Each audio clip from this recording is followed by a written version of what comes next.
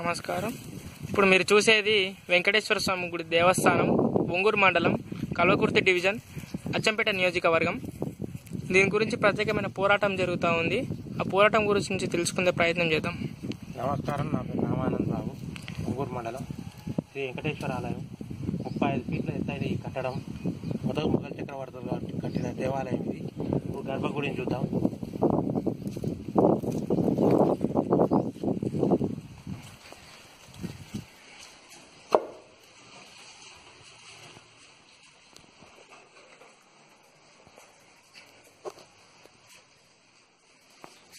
వెంకటేశ్వర స్వామి, అల్వేల్ మంగ, పద్మావతి. ఈ ఆలయం ఈ కట్టడం రాతి కట్టడంతో కట్టబడింది. స్వామివారికి ఎదురుగా క్షేత్రపాలకుడు ఇక్కడ ఆంజనేయ స్వామి ఉన్నాడు. ఆంజనేయ స్వామి చూద్దాం.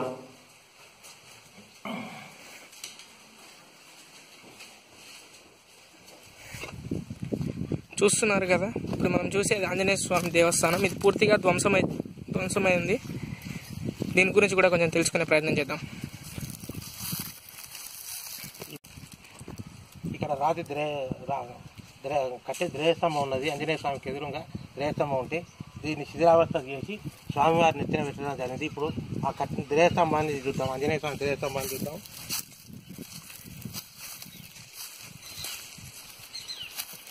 చూస్తున్నారు కదా, ఇప్పుడు మీరు చూసేది ఆంజనేయ స్వామి ధ్వజస్తంభం. దీన్ని పూర్తిగా ధ్వంసమైన స్థితిలో ఉంది. ఇది చాలా బాధాకరం. ఇప్పుడు మనం చూసేది హోమగుండం.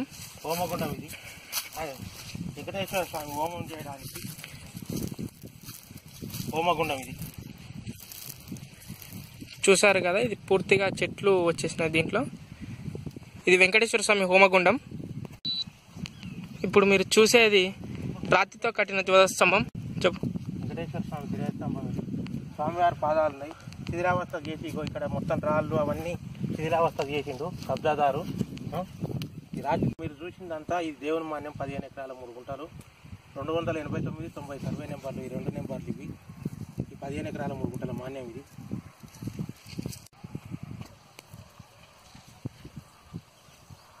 ఇప్పుడు ఇక్కడ నాగదేవత కూడా ఉన్నది. ఇప్పుడు ఆ విగ్రహాన్ని చూడడానికి వెళ్దాం.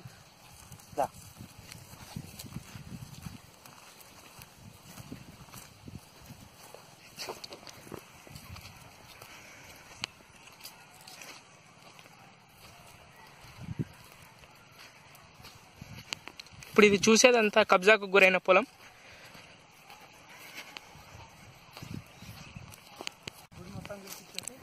ఇప్పుడు మీరు చూస్తున్నారు కదా, ఇది నాగదేవత విగ్రహం.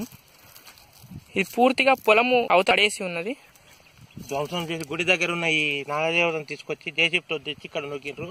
మొత్తం ఇక్కడ దేవాలయాన్ని శిథిలావస్థకు తీసుకొచ్చిండు కబ్జాదారు. ఇక్కడ నుంచి చూస్తే మీకు ఈ పొలంలో నుండి ఆలయం స్వచ్ఛంగా కనిపించడం జరుగుతుంది. ఇప్పుడు స్వామివారి కోనేరు దగ్గరికి వెళ్దాం. ఇదంతా కబ్జాకు గురైన పొలం, 15 ఎకరాల 3 గుంటల పొలము. ఇప్పుడు మీరు చూస్తున్నదంతా కబ్జాకు గురైన పొలమే. ఇతను తన వ్యవసాయ భూమిగా మార్చుకున్న కబ్జాకు గురైన పొలం ఇది. ఆంజనేయ స్వామి గుడి చూశారు కదా, దీనికి ఎదురుగా ఉన్న వెంకటేశ్వర స్వామి గుడి పక్కన కోనేరు ఉందని అంటున్నారు. ఒకసారి దాన్ని కూడా మనం చూద్దాం.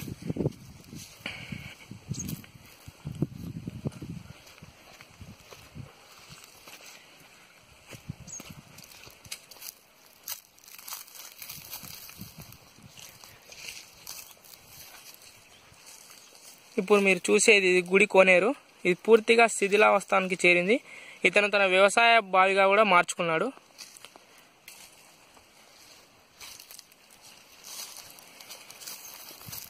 ఇప్పుడు మీరు చూస్తున్నట్టయితే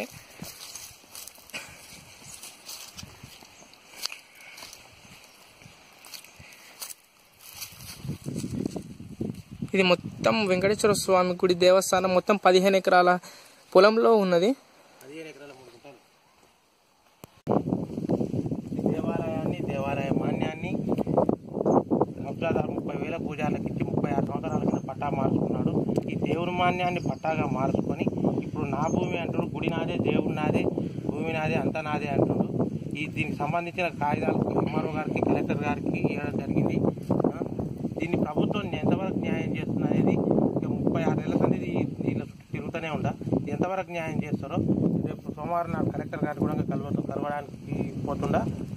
ఈ దేవుని మాన్యాన్ని దేవునికి అప్పచెప్పేటంత వరకు ఈ పోరాటం ఆగదని చెప్తున్నా. ఈ దేవాలయ భూమి యొక్క సర్వే నెంబరు 289/90.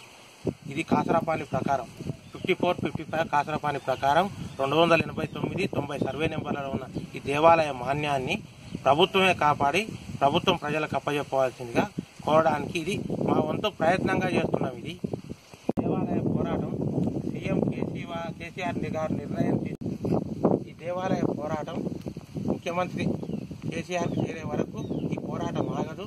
ముఖ్యమంత్రి గారే ఈ దేవాలయం మీద నిర్ణయం తీసుకొని దేవుని మాన్యానికి దేవునికి అప్పచెప్పేటంత వరకు ఈ పోరాటం ఆగనే ఆగదు, కొనసాగుతూనే ఉంటుంది. ఇది ఎందుకంటే అందరికీ ప్రజలకు తెలియాలి, ప్రభుత్వానికి తెలవాలనే ఈ విధంగా చేయడం జరుగుతుంది.